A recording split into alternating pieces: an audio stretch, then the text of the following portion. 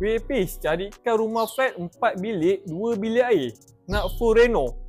Wah, sampai 4 bilik kau nak dekat flat.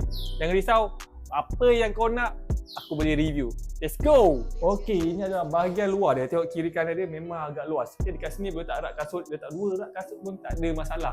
Dah, jangan buang masa, jom kita review dah dalam. Let's go! Okey, jom kita review rumah flat ni. Ini first time aku jumpa rumah flat 4 bilik, 2 bilik air. Kau tengok, ruang tamu dia ke kitchen memang betul nampak agak luas dan memanjang. Okey, dekat sini adalah bahagian ruang tamu dia. Letak satu set TV dekat sini pun tak ada masalah. Letak satu set sofa dekat sini pun tak ada masalah. Boleh layan movie dengan family korang. Okey, depan bahagian ruang tamu ni ada 2 bilik. Satu master bedroom dan satu bilik kedua dia. Jom.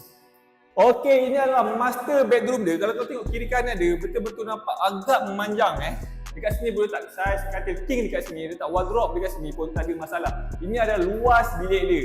Okey, ini pula ada bilik air yang tidak berkongsi dengan orang luar. Nama pun master bedroom Okey, ini adalah bilik air dia.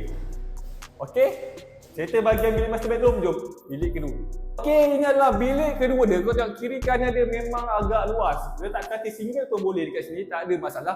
Letak rak baju dekat situ pun tak ada masalah. Bilik ni sesuai untuk jadikan bilik anak-anak korang pun memang tak ada masalah. Ini adalah keluasan bilik dia. Okey, dekat sana bahagian ruang tamu dan dekat sini bahagian dining area dia. Boleh letak satu set meja makan untuk 5 ataupun 6 orang makan pun tak ada masalah. Ini adalah keluasan dining area dia.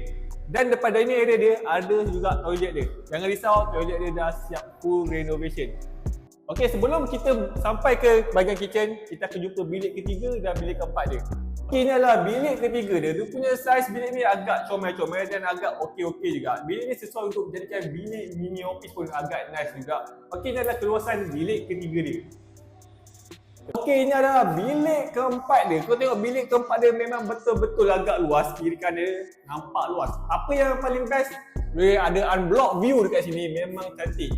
Okey, memang sesuai untuk jadikan bilik anak-anak. Selalu anak-anak akan bergaduh dia duduk bilik belakang ni.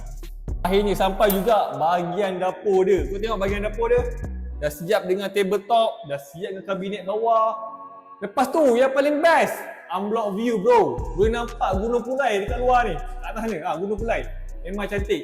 View cantik, dapur pun agak cantik. Ini adalah keluasan bahagian dapur dia. Rumah ni 4 bilik, 2 bilik air. Status dia freehold dan dah siap full renovation. Yang mana yang berminat dengan rumah ni dekat flat Taman Puteri, boleh tekan link dekat bio guys Tak apa, ciao.